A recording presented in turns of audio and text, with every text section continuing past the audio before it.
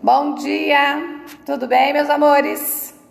Tá aqui a professora de novo para nós fazermos uma viagem hoje. Hoje, 26 de outubro, segunda-feira, a nossa aula será uma viagem pelo mar Mediterrâneo e pelos oceanos. Nós vamos aprender hoje, nos comerciantes, na comercialização das especiarias. Então, vamos ver aqui, a prof vai tirar e vamos aqui. Então, aqui, na página 132, aula de História, a unidade 6, nós vamos ver sobre o mar Mediterrâneo, e os oceanos, em busca de especiarias. O que são especiarias, professora? Então, vocês observem aí tudo que tem nessas imagens aí. Pimenta, canela, cravo, colorau, aquele amarelo, açafrão, especiarias aí, sementes específicas. Então, nós vamos estudar isso hoje. Mas pelo mar Mediterrâneo, professora, sim. De que forma eles conseguiam comprar e vender essas especiarias que nós usamos até o dia de hoje? Continuamos? Como que era, o mundo na visão dos povos antigos? Então, vamos analisar aqui. Hoje, para viajar, nós temos o celular que dá as imagens de onde nós iremos. Temos GPS nos carros, Temos controle dos navegadores, controle dos transporte aéreo. E eles apenas tinham o quê? Os mapas, Os mapas pelo qual eles imaginavam o que tinha no fundo do oceano. Bem interessante essa leitura, leiam com atenção. Logo aqui do lado, quem tem internet, tem o telefone consigo, pode pesquisar uma viagem imaginária. Você quer conhecer a China, a Índia, o Japão? Então, pede uma imagem ali e viaje.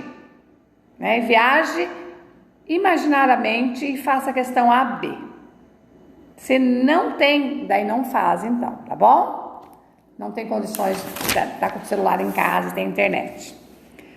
Continuamos. Os mercadores e as feiras medievais. Nós vamos estudar hoje esses mercadores, que são chamados hoje de comerciantes, E nessa época eram os mercadores. Então, até o século XV, o comércio marítimo realizado entre a Europa e a Ásia era feito somente pelo mar Mediterrâneo. Nós sabemos que o oceano é enorme, Mas naquele tempo eles desbravavam somente ali aquela etapa do mar Mediterrâneo, onde eram transportados produtos diversos, como pedras preciosas, sedas, bebidas, alimentos, entre outros, que posteriormente seriam vendidos por toda a Europa. Os responsáveis por realizar esse comércio de mercadorias eram chamados mercadores, os quais viram nessa atividade uma oportunidade de fazer fortuna. Eles eram verdadeiros viajantes, percorrendo extensas regiões e atravessando continentes para negociar produtos. Suas viagens poderiam durar anos ou até mesmo década. Um dos mais famosos mercadores foi o Marco Polo. Em 1271, aos 17 anos, deixou a cidade de Veneza, na Itália, e junto com seu pai, seu tio, viajou até a China a negócios. Nessa época, Veneza era a principal cidade europeia, onde atracavam centenas de navios com mercadorias diversas e em grandes quantidades, vinda do Oriente, de locais como a Índia, por exemplo. As feiras eram os locais onde ocorriam as negociações, as trocas, as vendas de mercadoria, e eram realizadas periodicamente, não é todos os dias, Periodicamente, e os mercados traziam itens como sedas, especiarias, joias, porcelanas, pedras preciosas, diferentes, da região da Europa, da África e da Ásia. Então, aqui nós estamos vendo o desenho dessas feiras. Então, elas não eram todos os dias, elas eram periodicamente, montavam e desmontavam, como tem as feiras, Aqui em Sinop, nós temos feiras de agricultores, não é isso? Põe e tira. Então, ali vocês estão vendo uma gravura, A importância das especiarias. Então, dentre os artigos cobiçados pelo mercado europeu estavam as especiarias, canela, açafrão, pimenta, gengibre e outras. A maioria delas era originária da Ásia e utilizada para diversas finalidades: preparação de remédios, óleos perfumados e aromatizantes.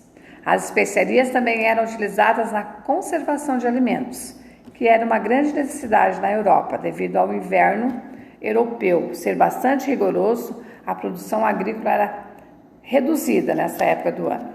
Dessa forma, era necessário estocar alimentos, e para serem conservados por mais tempo, eram cozidos com especiarias, né? Então, já eram preparados para ficar armazenados pelo período frio, né, da Europa. Além disso, ainda não existia qualquer sistema de refrigeração de alimentos, como nossas geladeiras freezers. E muitos alimentos estragavam rapidamente. As especiarias não só os conservavam, como disfarçavam o mau cheiro e sabor. Tá vendo só? Hoje nós temos geladeiras e eles tinham que se preocupar com apodrecer, com o estragar dos alimentos. As viagens comerciais em busca de especiarias e outros produtos eram realizadas por diversos povos, como europeus, árabes, chineses e indianos, dentre muitos outros. No entanto, um dos únicos caminhos possíveis na época entre a Europa e a Ásia era pelo mar Mediterrâneo.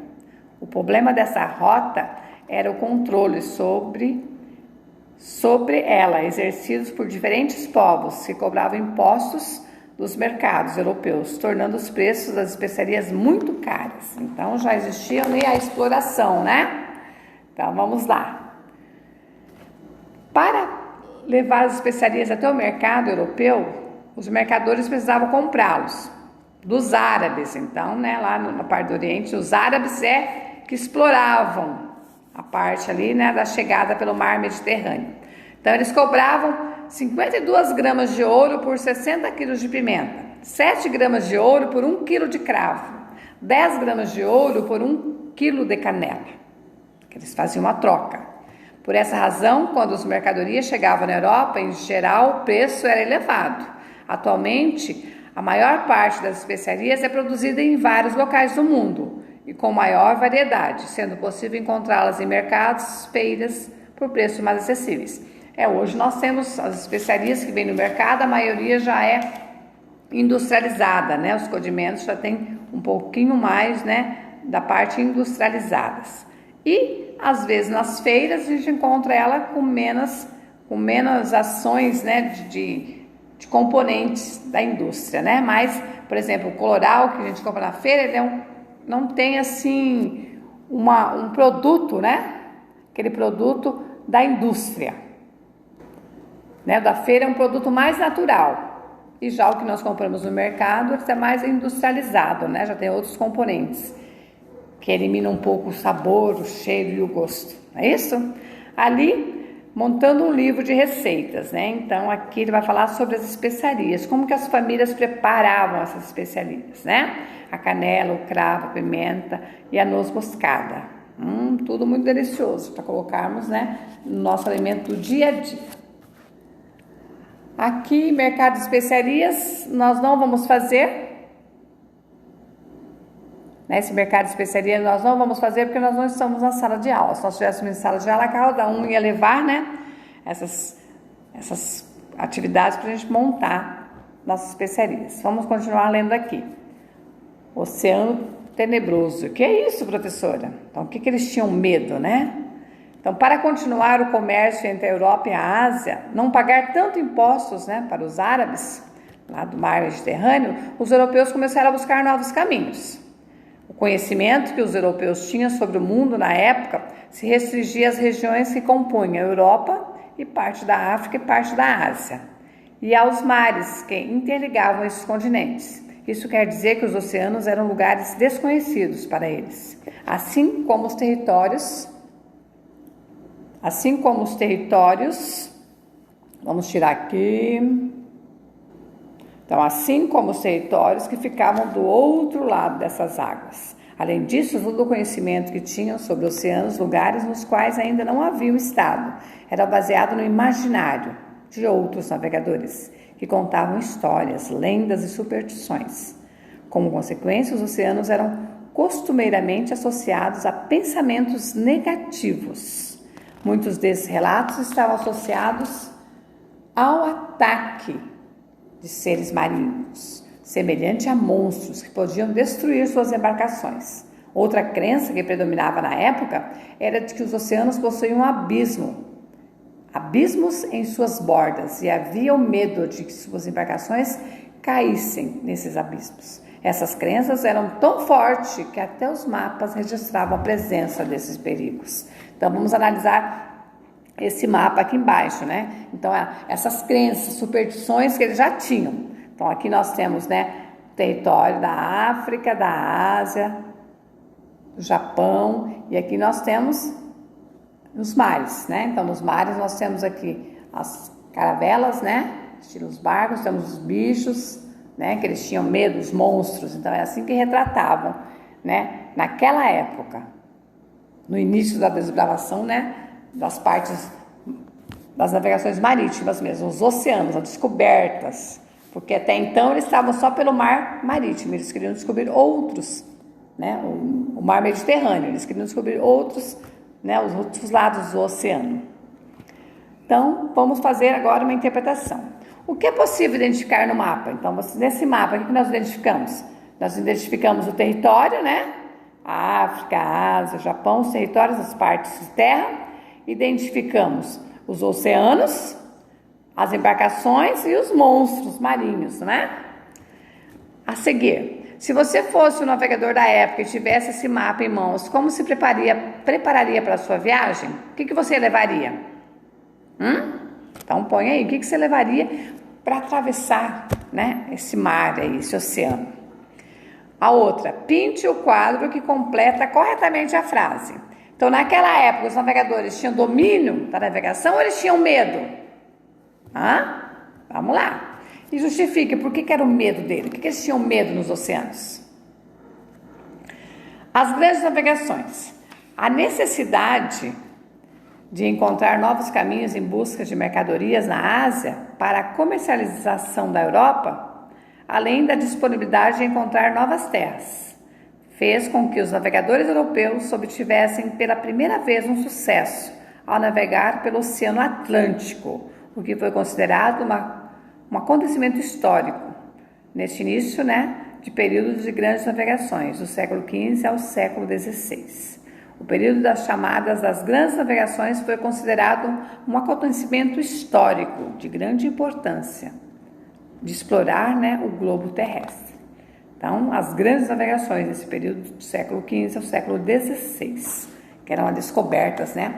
Porque nós sabemos que nós temos o Oceano Atlântico, o Oceano Pacífico, o Oceano Índico, né, que foram desbravados, então, desde essa época aí. Vamos continuar.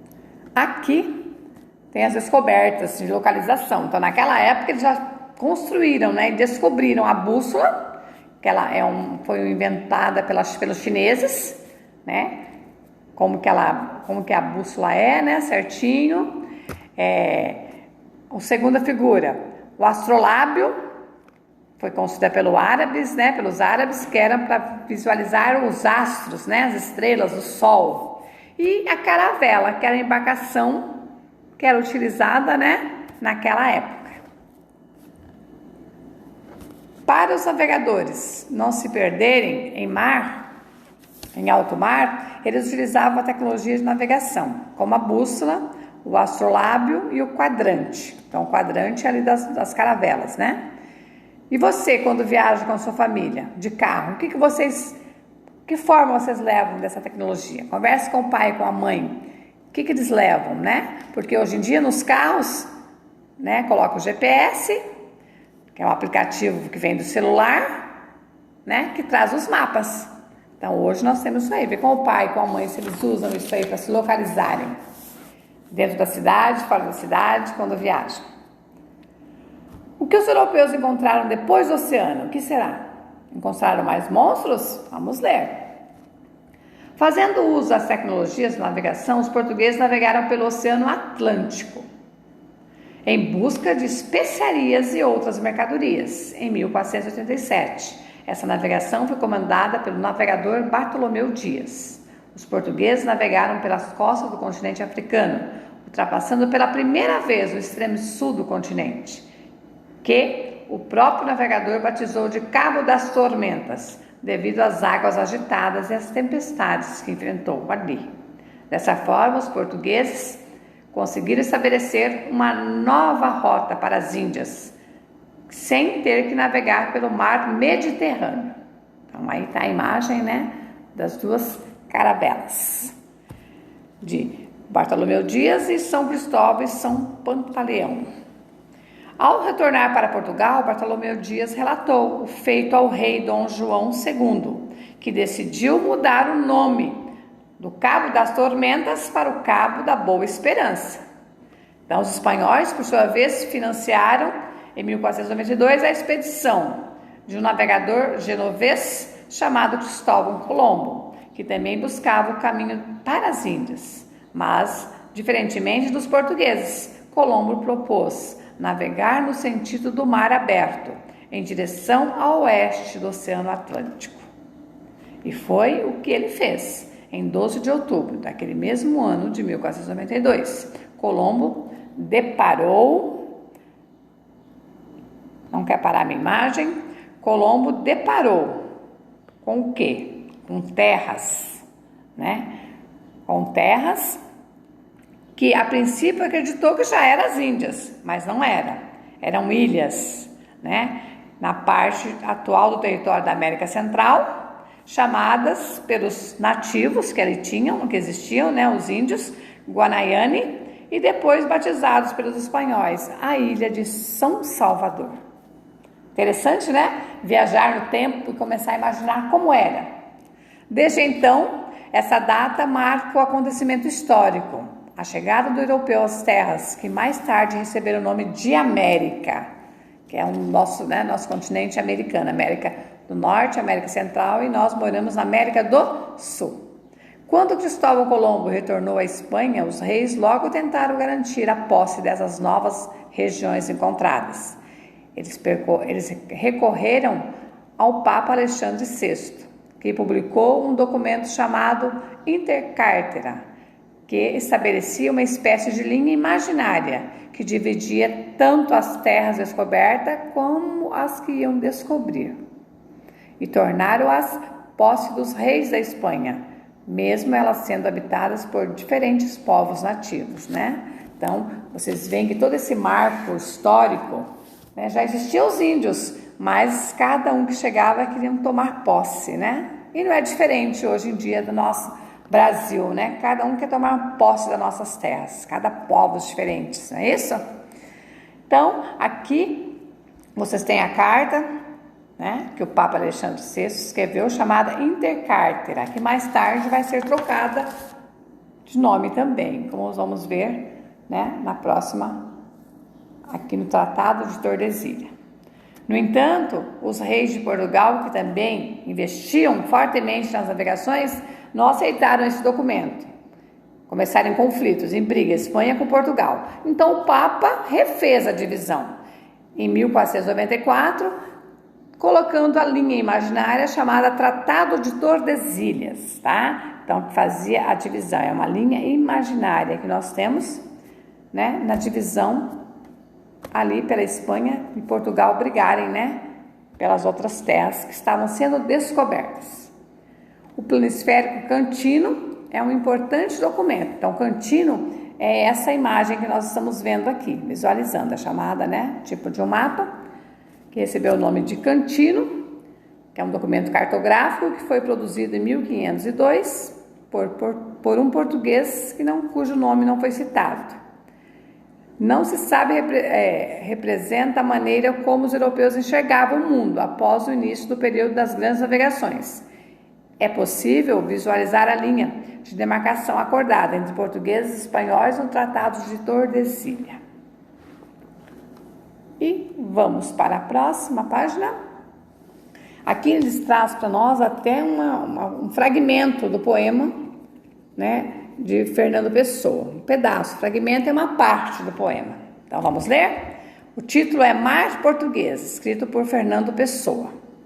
Ó mar salgado, Quanto do seu sal são lágrimas de Portugal? Por te cruzarmos, quantas mães choraram, quantos filhos em vão rezaram, quantas noivas ficaram por casar, para que fosses nosso o mar. Valeu a pena? Tudo vale a pena, se a alma não é pequena. Então agora vocês vão interpretar essa parte do poema. Vai fazer a questão A e B. O que quer dizer se valeu a pena? O que quer dizer a frase, tudo vale a pena se a alma não é pequena? Porque a gente sabe que para chegar até onde nós chegamos, muitas vidas foram ceifadas, né? Muita coisa de mal aconteceu para se descobrir toda essa parte territorial, né, do globo terrestre. Então, pensem aí, coloquem aquilo que vocês imaginam. Logo a seguir, nós temos aqui uma imagem, né?